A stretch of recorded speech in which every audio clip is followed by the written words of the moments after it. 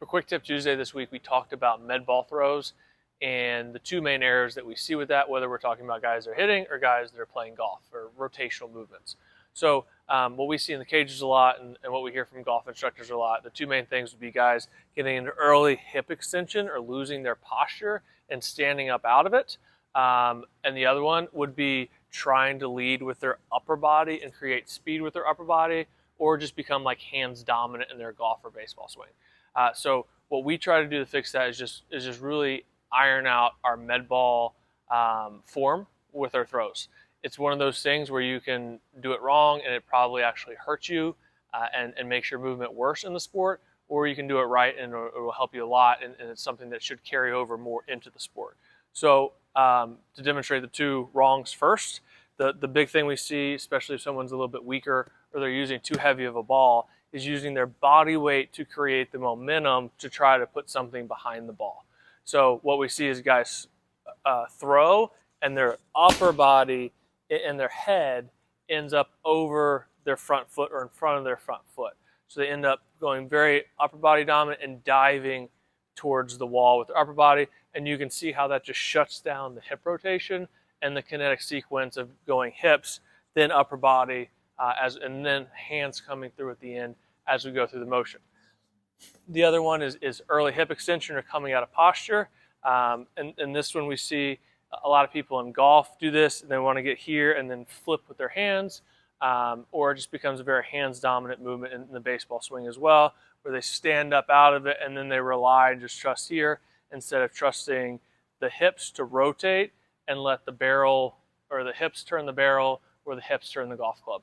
So we get here and we'll see this where they get into this position, good load, but they come up and their move becomes more vertical. So it becomes more of this and less of this. So with that, it's really hard to end up into your left hip, posted up on that front leg like we want to do in any rotational movement, whether it's pitching, hitting, or swinging a golf club. So what we want to see is for us to load up that backside. We like a little bit of a front leg lift, whether it's a baseball player or a golfer, just because it makes you shift into your backside more and we know we're getting a better load. So we want to shift, turn, hinge, not sway. Then as we step, we want to feel like we rotate in a small area. If you're as old as I am, we would say rotate in a phone booth. Younger kids don't really know what that means. We want the head to stay in the middle of our body and not end up outside of either of our feet. So from here, I'm going to throw, rotate, and you see I'm posted up on my front side. My head's dead in the center of my body, and it's a good bit behind my front foot. So that allows me to rotate the hips first. It allows me to get the hip-shoulder separation, and it allows me to clear that hip as I finish. I think if you look at that movement, you'll see that, again, whether you're throwing, swinging a club, or swinging a baseball bat, that's a good movement for your body to go through, and it'll allow you to do a lot of things right with your hands and your upper body.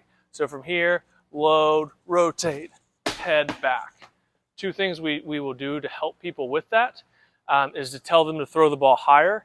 If we're doing where we're diving forward too much with our upper body, we can't throw the ball high. The ball has to come out low. So in order to fix that, we'll have them we'll say, let's aim up a little higher on the wall. Then they have to get in the right position to throw the ball higher. If they're coming out of their stance and they're standing up as we do it, then they might be throwing the ball high enough, but they're not getting any rotation. So we would tell them to turn their belt buckle and finish up at some type of object. In this case, it would be like the bands or the hurdles, so that when I throw, I'm rotating and I'm exaggerating getting over that way instead of staying here. The other thing we like to see is that left heel get onto the ground as we rotate.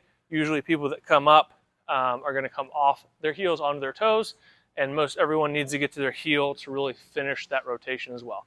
So that's a few things to think about as you're doing your med ball throws. Remember, with med ball throws, we want the intensity to be at 100% all the time.